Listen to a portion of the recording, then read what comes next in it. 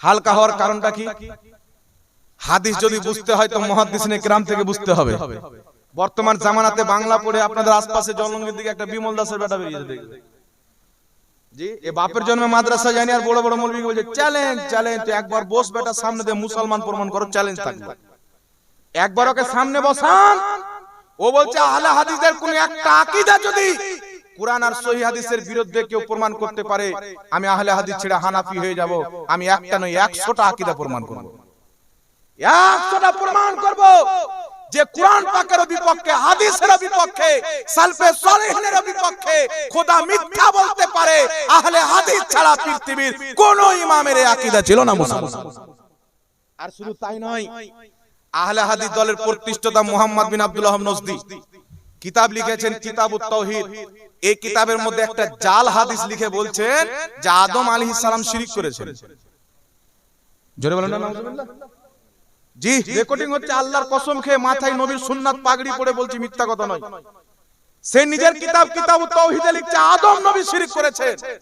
এটা কোন হাদিসে পাইলে বাবা? তো তোমার আব্বারা যে এগুলো আকীদা লিখে রেখেছেন, এগুলো তো ইহুদির আকীদা নয়, খ্রিস্টানের আকীদা নয়। তোমাদের আকীদা তো ইহুদির চাইতে খারাপ, খ্রিস্টানের চাইতে খারাপ, আর হিন্দুর চাইতেও খারাপ। তারাও বলবে ভগবান সত্যবাদী। একমাত্র তোমরা লিখেছো আর তাবলীগী জামাতের ইমামরা লিখেছে যে আল্লাহ মিথ্যা বলতে পারে। আগে চলেন পৃথিবীর মুসলমান, এখানে আপনাকে একটা কথা বলতে চাই। এদিক তো হয়ে গেল ইলমে গায়ব, এটা বুঝতে পেরেছেন আপনারা, আরো দলিল দিতে হবে। তাফসিরে নিশাপুরীর মধ্যে লেখা আছে, তারপরে তাফসিরে বাইজাবির মধ্যে লেখা আছে, তাফসিরে মুআল্লিমুত তানজিলের মধ্যে লেখা আছে। কুরআন পাকের যেগুলো গ্রহণযোগ্য তাফসির 1000 বছর, 1200 বছর, 800 বছর পূর্বে ওই মুফাসসিররা লিখেছেন যেইগুলি আয়াত দ্বারা প্রমাণ হয় আল্লাহ ছাড়া কেউ গায়ব জানে না, এর অর্থ হচ্ছে জাতি গায়ব, আল্লাহ না জানাতে কেউ জানে না। আর যেইগুলো আয়াতে প্রমাণ হয় আল্লাহ নবীগণকে গায়ব দান করেছেন, এগুলো হচ্ছে আল্লাহর দেওয়াতে নবীগণ গায়ব জানে। এটাই আমাদের আকীদা। আল্লাহর না জানাতে কেউ পৃথিবীতে কিছু জানে না। কথা বুঝতে পেরেছেন? দ্বিতীয় নাম্বার চলে আসেন বিরাদরি ইসলাম। আহলে হাদিসের ইমাম দেওবন্দি তাবলীগী জামাত 3 গ্রুপের মাথার তাজ ইসমাইল দেহলভী নিজের কিতাব তাকওয়াতুল ঈমানের মধ্যে লিখছে, কেউ যদি নবীকে সুপারিশকারী মনে করে তাহলে সেই ব্যক্তি আবু জেহেলের চাইতে বড় মুশরিক। আবু জেহেলের চাইতে বড় মুশরিক কেউ যদি নবীকে সুপারিশকারী মনে করে। কিন্তু কুরআন হাদিস আমাদেরকে কি শিক্ষা দিয়েছে, নবী পাক কি আকীদা দিয়েছে?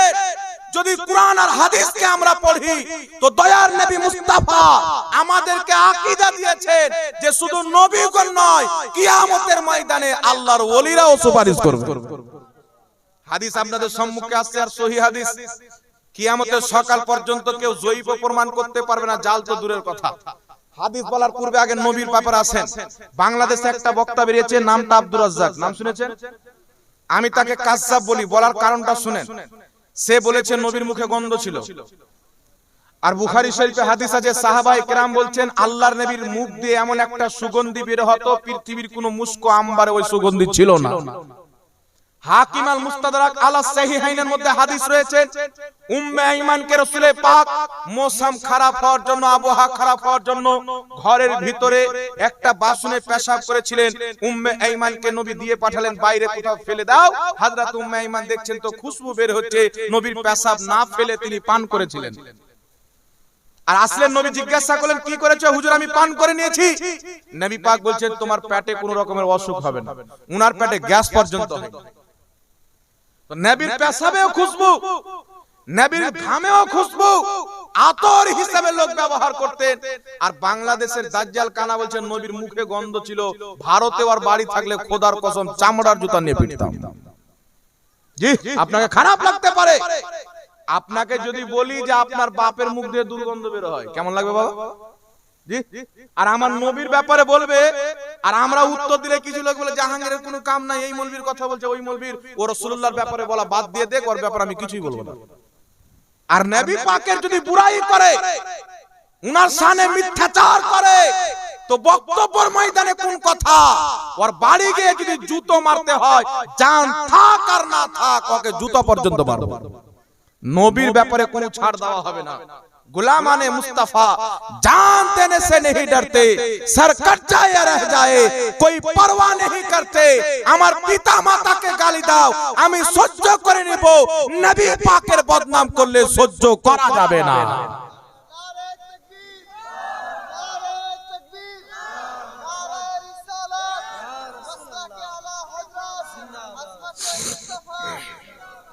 সমাজের কিছু লোক এই সহি হাদিসের দোহাই দিয়ে আহলে হাদিস দলে যাচ্ছে। তবলিগ জামাতের চিল্লা দেখে তবলিগ জামাতে যাচ্ছে। যা বেটা, নামাজ পড়ে যদি জাহান্নামী হতে হয় তো আহলে হাদিস দলে যাবে। নামাজ পড়ে যদি জাহান্নামে যেতে হয় তো তবলিগি জামাতে চলে এসো। যারা খোদাকে মিথ্যাবাদী লিখেছে, নবী পাকের বদনাম করে রেখেছে, খোদা রাসূলকে কিতাবে গালি দিয়ে রেখেছে, এদের নামাজের কোনো মূল্য খোদার দরবারে নাই। খোদা তাদের নামাজকে কবুল করবে যারা সকাল সন্ধ্যা নবী পাককে সালাম দিবে, বসেও সালাম দিবে আর দাঁড়িয়েও সালাম দিবে। যারা রাসূল পাকের আদব করবে। আগে চলেন পৃথিবীর মুসলমান, ওই লোকটা বলছে কিয়ামতের ময়দানে নবী পাক তো নিজেই টেনশনে থাকবে, ফেল করে তাকিয়ে থাকবে, আমার নেকির পাল্লা ভারী হচ্ছে না, গুনার পাল্লা ভারী হচ্ছে, তাহলে আমাদেরকে কি বাঁচাবে? মানে ওর কথা হচ্ছে নবী কিয়ামতে উনি পেরেশান থাকবে, আমাদের কোনো উপকার করতে পারে না। তবলিগি দেওবন্দি আহলে হাদিস তিন গ্রুপের ইমাম ইসমাইল দেহলভি লিখছে, কেউ যদি বলে নবী সুপারিশ করতে পারে তাহলে সেই ব্যক্তি আবু জেহেলের চাইতে বড় মুশরিক। একটু আমার দিকে তাকান বাবা, আপনারা গল্প করিয়েন না। কওরের যদি কোনো প্রশ্ন থাকে, আপত্তি থাকে লিখে দেন, ইনশাআল্লাহ জবাব দিয়ে যাব। কথা বুঝতে পারছেন? আমার দিকে আপনারা তাকান, আমি বলছি, প্রশ্নটি বলছি, একটু তাকান, শাফাতটা বলে দিন। আমাদের নবী কিয়ামতের ময়দানে সুপারিশ করবে কি করবে না বাবা? ওই বাংলাদেশের আব্দুর রাজ্জাক বলতেছে, আয়েশা তুমি যে আমার স্ত্রী, কিয়ামতের ময়দানে আমি এটাই চিনতে পারবো না। মানে নবী পাক ওনার স্ত্রীকে কিয়ামতে চিনতে পারবে না। কত বড় জুতাখোর দেখছেন। আর আপনাদের ডোমকুলে যদি খুঁজেন তো এই আবু জেহেলের পুত্র কাজ্জাব বিন ইহুদির ভক্ত আবার অনেক খুঁজে পাবে। কিছু লোক বলছে আমি শিক্ষিত ব্যক্তি আব্দুর রাজ্জাককে শুনি, তুমি শিক্ষিত লেরে পাগলা, আবু জেহেলও তো শিক্ষিত ছিল। ইবলিস তো ফেরেশতাকে পড়াতো, এত তার জ্ঞান ছিল যে ফেরেশতা তার ছাত্র আর ও হচ্ছে ফেরেশতাদের শিক্ষক। তো তোমার জ্ঞান আছে মানি, তবে ইবলিসের মতন ব্যবহার করো। আর হযরতে বেলাল কোন স্কুল কলেজে পড়েনি, নবী পাকের মোহাব্বতে কুরবান হয়ে গেছেন, পুরো দুনিয়া তাকে ঈমানের তাজ মনে করে।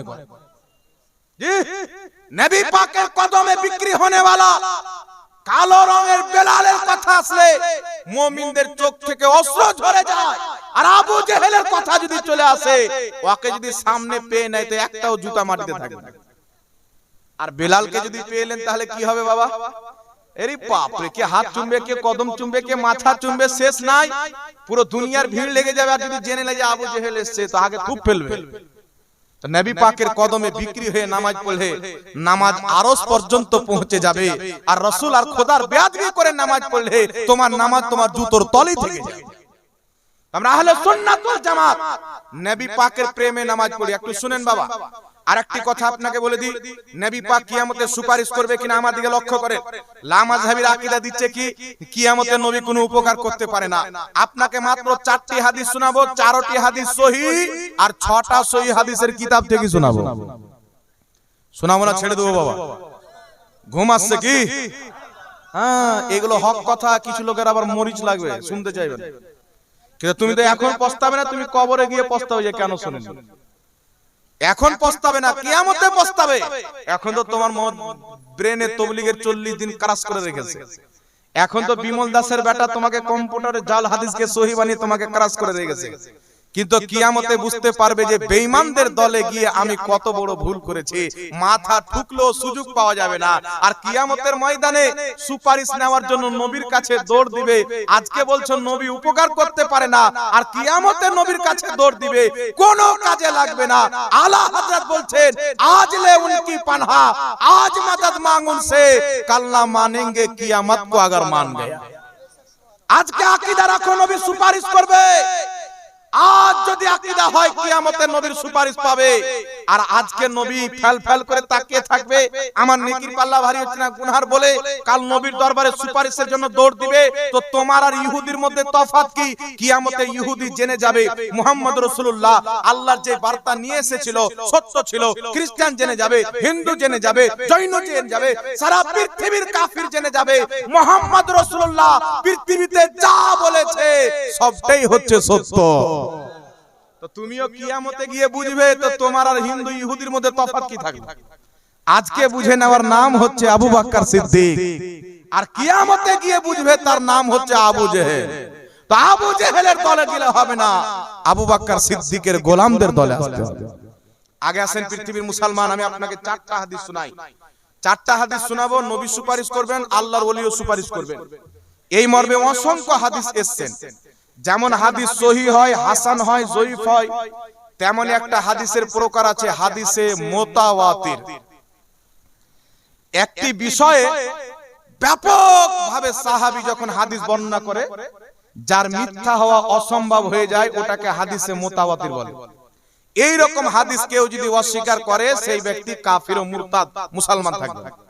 তো আল্লাহর নবী সুপারিশ করবেন, এইগুলি হাদিস মুতাওয়াতিরের দরজা লাভ করেছে। কেউ যদি বলেন নবী কিয়ামতে নিজেই টেনশনে থাকবে, আমাদের কি উপকার করবে, শাফাতকে অস্বীকার করে, 100% ও কাফির। সারা পৃথিবীর মোল্লা তো দূরের কথা, ওদের হেড শয়তানকে যদি নিয়ে চলে আসে প্রমাণ করতে পারবে।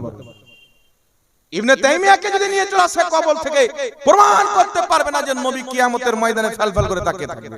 ফেলফেল করে তাকানো তো কুকুরের চরিত্র। নবী মুস্তাফা যদি কওরের দিকে মুহাব্বতের দৃষ্টিতে তাকিয়ে নিয়েছে, তো উমর ফারুককে আল্লাহ পাক ইসলামের দৌলত দান করেছেন। কত সাহাবার তাকদীর চমকে দিয়েছেন নবী পাক দৃষ্টি দান করে, আর রাসূল পাকের ব্যাপারে ফেলফেল করে তাকিয়ে থাকবে। আর এই কাযযাবিন ইহুদিকে বললে, একটা লোক বলছে হুজুর আমাদের শেখকে আপনি কাযযাব কেন বলছেন? তা আমি বললাম নবীর মুখে গন্ধ ছিল, কোন হাদিসে আছে? নবী ফেলফেল করে তাকিয়ে থাকবে, নেকির পাল্লা ভারী হচ্ছে না গুনার কোন হাদিসে আছে? মা আয়েশাকে নবী বলছেন, আয়েশা তোমাকে কিয়ামতে চিনতে পারবো না, তুমি আমার স্ত্রী, কোন হাদিসে আছে? বলছে এইগুলো হাদিসে নাই। তো যখন হাদিসে নাই, তো সে নবীর নামে মিথ্যাচার করলো। তো যে নবীর নামে মিথ্যাচার করবে, ওকে যদি কাযযাব না করবেন তো কি বলবেন? হুজুর সাহেব বলবেন। আর আপনাকে যদি আমি মিথ্যা কথা বলি শরীয়তের দৃষ্টিতে, আমি কাযযাব, তার যে নবীর নামে মিথ্যাচার করেছে জঘন্য জঘন্য, ওকে কাযযাব নয়, কাযযাবদের হেড বলতে হবে। কি বলতে হবে? কাযযাবদের হেড। আগে চলেন পৃথিবীর মুসলমান, সর্বপ্রথম আপনাকে বলি, কিতাবটির নাম সুনানে ইবনে মাজাহ। এই কিতাবের মধ্যে সহিহ সনদে হাদিস রয়েছে। রাসূল পাক সাল্লাল্লাহু আলাইহি ওয়াসাল্লাম বলছেন, একদিন আমার নিকটে জিবরিল আলাইহিস সালাম আসলেন। হযরতে জিবরিল আলাইহিস সালাম এসে বলছেন, ইয়া রাসূলুল্লাহ, ইয়া হাবিবাল্লাহ, আল্লাহ পাক দুটি জিনিস দিয়ে পাঠিয়েছেন, দুটি অপশন।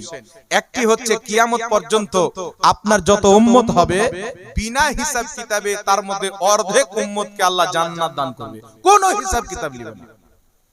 আর দ্বিতীয় নাম্বার কি? জিবরিল আলাইহিস সালাম বলছেন, দ্বিতীয় নাম্বার হলো শাফাআত।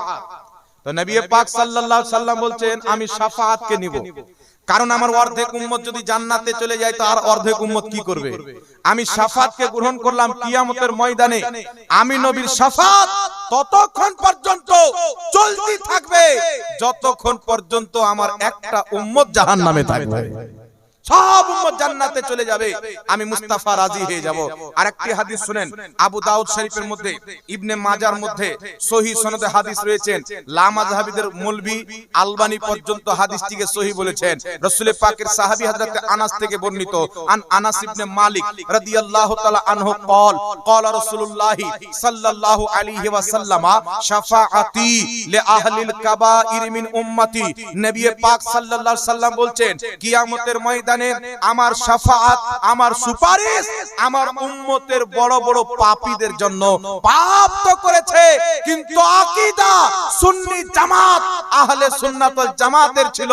আমি ওই কিয়ামতের ময়দানে পাহাড় সমতুল্য পাপীর সুপারিশ করে খোদার জান্নাতে নিয়ে যাব। আরেকটু জোরে হবে না সুবহানাল্লাহ? আরেকটি হাদিস শুনেন, সহিহ বুখারী। রাসূল পাক বলছেন বুখারীর হাদিসে, কিয়ামতের ময়দানে যাদের অন্তরে রেয়ের দানা পরিমাণে ঈমান আছে বা তার চাইতেও কম, রাসূল পাক বলছেন আমি তারও সুপারিশ করে জান্নাতে নিয়ে যাব। আরেকটি হাদিস শুনেন বুখারী শরীফে, আল্লাহর নবী সাল্লাল্লাহু আলাইহি সাল্লাম বলছেন, বুখারী, রাসূল পাক কিয়ামতের ময়দানে বলছেন, মানুষজন যখন কিয়ামত হবে বাবা, মাথার উপরে সূর্য, পায়ের তলে তামার জমিন, অবস্থাটা কি হবে? মাথার মগজ শুকিয়ে যাবে, কলিজা পিপাসার কারণে ফেটে যাবে, নাফসি নাফসির আলাম, সবাই ইয়া নাফসি ইয়া নাফসি করবেন। এত ভয়ানক টাইমে যেটা বয়ান করে শেষ করা যাবে না আর বুঝানো যাবে না। ওই কিয়ামতের কঠিন দিনে যখন এক একটা দিন কয়েক বছরের হবে, এই কঠিন অবস্থাতে পৃথিবীর মুসলমান যারা আহলে সুন্নাত ওয়াল জামাত হবে, নবী পাকের প্রতি যাদের আকীদা ঠিক হবে, আল্লাহর ব্যাপারে আকীদা ঠিক হবে, সুন্নি জামাত আমাদের হবে, ওই কিয়ামতের ময়দানে পিপাসায় কলিজা ফাটবে, আর আমার নবী মুস্তাফা নিজের হাতে তাদেরকে হাউজে কাউসারের পানি পান করাবে। আল্লাহ কোরআন পাকে বলছেন, ইন্না আতাইনাকাল কাউসার, নিশ্চয় হাবিব আমি আপনাকে কাউসার দান করলাম। এই কাউসারটা কি? বুখারী শরীফের হাদিস। নবী মুস্তাফা সাল্লাল্লাহু আলাইহি সাল্লাম উহুদের শহীদগণের মাজার জিয়ারত করতে যেতেন। ওখানে জিয়ারত করতে গিয়ে একদিন নবী মিম্বারে দাঁড়িয়ে বক্তব্য দিচ্ছেন। সহিহ বুখারীতে আছেন, রাসূল পাক বলছেন, ইন্নী ওয়াল্লাহি লা আনজুরু ইলা হাউজিল আন, নিশ্চয় আল্লাহর কসম আমি মুস্তাফা জমিনে দাঁড়িয়ে সাত আসমানের উপরে জান্নাতের হাউজে কাউসারকে দেখতে পাচ্ছি। ওই হাউজে কাউসারের পানি দুধের চাইতে সাদা, মধুর চাইতে বেশি মিষ্টি। ওই কিয়ামতের ময়দানে যেই ব্যক্তি একবার পান করবে, পুরো কিয়ামতে আর তাকে পিয়াস লাগবে না। জোরে বল সুবহানাল্লাহ। তো নবীর হাতের পানি কারা পাবে বাবা? আহলে হাদিস, দেওবন্দি, তবলিগি পাবে। তিন জামাতের আকীদা নবী মরে মাটির সাথে মিশে গেছেন, তাকবিয়াতুল ঈমানে লেখা আছে। আমার গাড়িতে কিতাব রাখা আছে, কেউ যদি দেখতে চান বক্তব্য পর আসেন, দেখেও যান আর ফটোও তুলে যান। লিখেছেন নবীর সম্মান বড় ভাইয়ের সমতুল্য করতে হবে। এই তিন গ্রুপের ইমাম ইসমাইল দেহলভী সিরাতে মুস্তাকিম 148 পৃষ্ঠার মধ্যে লিখছে, নামাজের মধ্যে যদি জিনার স্মরণ চলে আসে, একজন ব্যক্তি বেশ্যা মহিলার সাথে রাত কাটাচ্ছে, ওই জিনিসটা যদি মনে মনে ঘুরে, নামাজ হয়ে যাবে। গরু ছাগলের স্মরণ আসলে নামাজ হয়ে যাবে, কিন্তু নামাজে যদি মুহাম্মদ রাসূলুল্লাহর স্মরণ চলে আসে তো শিরিক হবে, নামাজ হবে না। তাহলে এই তবলিগে যাওয়ার চাইতে আর এই আহলে হাদিস হওয়ার চাইতে গোবরে মুখ ডুবিয়ে মরে যাওয়া বেশি ভালো। জি, আর এখানে গিয়ে ঈমানও চলে যাবে, আমলও শেষ হয়ে যাবে। নামাজ পড়ে জাহান্নাম, রোজা রেখে জাহান্নাম। ঈমান যদি না থাকে, আমল পাহাড় সমতুল্য থাকলে আপনি জাহান্নামে যাবেন। আর ঈমান যদি থাকে, আপনার আমল যদি আপনাকে জাহান্নামে নিয়ে চলে যায়, মুহাম্মদ রাসূলুল্লাহর শাফাত জাহান্নাম থেকে বের করে জান্নাতে নিয়ে যাবে। তাই ঈমান নিয়ে বাঁচতে হবে, ঈমান নিয়ে কবরে যেতে হবে। আহলে সুন্নাত ওয়াল জামাত ঈমানদার। খোদার বেয়াদবি আমাদের মুখে নাই, রাসূল পাকের বেয়াদবি আমাদের মুখে নাই, ওলিদের বেয়াদবি আমাদের মুখে নাই, সাহাবার বেয়াদবি আমাদের মুখে নাই, আহলে বাইতের বেয়াদবি আমাদের মুখে নাই। আর সারা পৃথিবীতে যত ফিরকা আছে, ইমাম আহমদ রাজার কিতাব পড়ো, তিনি যেমন খোদার প্রশংসা করেছেন, নবীর গুণগান করেছেন, সাহাবার প্রশংসা করেছেন, আহলে বাইতের মুহাব্বত প্রকাশ করেছেন, ওলিদের ভালোবাসা প্রচার করেছেন। সারা পৃথিবীর কোন ফিরকার কোন মৌলভী করেনি যেই প্রশংসা ইমাম আহমদ রাজা করেছেন। মুসলমান আমাদের জাবানে নবীর প্রশংসা পাবেন। আর এইগুলো হাদিস আমি আপনাকে শোনাচ্ছি, কোরআন পাকের আয়াত, কোন ওয়াহাবি মৌলভী বলবে না। এদের কাজ হচ্ছে কোরআন হাদিস থেকে বের করো খোট। কোথায় প্রমাণ হবে নবী এটা জানতেন না, নবী এটা জানতেন না, দুনিয়াতে নবীর আইব বের করার জন্য এসেছো। যেই নবীর কোনো আইব নাই, কুরআন পাকে এত প্রশংসা আছে, হাদিসে এত প্রশংসা আছে। আলা হযরত নবী পাকের শানে নাত করে একটি কিতাব লিখেছেন গজলে, হাদাইকে বখশিশ। তো আলা হযরত বলছেন শেষে, এই রাজা खुद साहिबे कुरआ है मद्दाहे हुजूर, फिर तुझसे कब मुमकिन है मिदहत रसूलुल्लाह। বুঝে আহমদ রাজা, আল্লাহ তো নিজেই কুরআন পাকে নিজের নবীর প্রশংসা করছেন, গুণগান করছেন। তো তুমি কি করে নবীর গুণগান করে শেষ করতে পারবে? আল্লাহ তো নিজেই গুণগান করছেন। এই জন্য পৃথিবীর মুসলমান, রাসূল পাক কিয়ামতের ময়দানে শুনেন, যখন কঠিন অবস্থা হবে, আমরা আপনারা সবাই পরামর্শ করব। কেস যখন হয়, উকিল ধরতে হয় কি হয় না বাবা? কথা বলেন। প্রধানের বাড়ি, মন্ত্রীর বাড়ি যাই, তো কিয়ামতের ময়দানে আল্লাহর দরবারে আমাদের কথা পৌঁছাবো। আরে বাপ রে বাপ, আমরা তো কেমন অবস্থা হবে বাবা আল্লাহ জানে। নবীগণ যেখানে নাফসি নাফসি করবে, আমার আপনার ক্ষমতা আছে আল্লাহর সামনে কিছু বলার? জোরে বলে। তো সবাই মিলে পরামর্শ করবে। মুসলমান কোথায় যাবে? বলছে আদম নবীর দরবারে চলো। আজকে যারা বলছে যে আল্লাহ ছাড়া নবীর কাছেও চাওয়া যাবে না, ওলির কাছেও যাওয়া যাবে না, এরা কোন মুখ নিয়ে কিয়ামতের ময়দানে যাবে? জি, মুসলমান পরামর্শ করে আদম নবীর দরবারে যাবে। ইয়া আদম আলা নবিয়িনা, আপনি আল্লাহর নবী, মানুষের আদি পিতা, আমাদের সুপারিশ করেন। আদম নবী বলবেন ইযহাবু ইলা গায়রি, আমার দ্বারাই হবে না, অন্য কারোর কাছে যাও, অন্য কারোর কাছে যাও।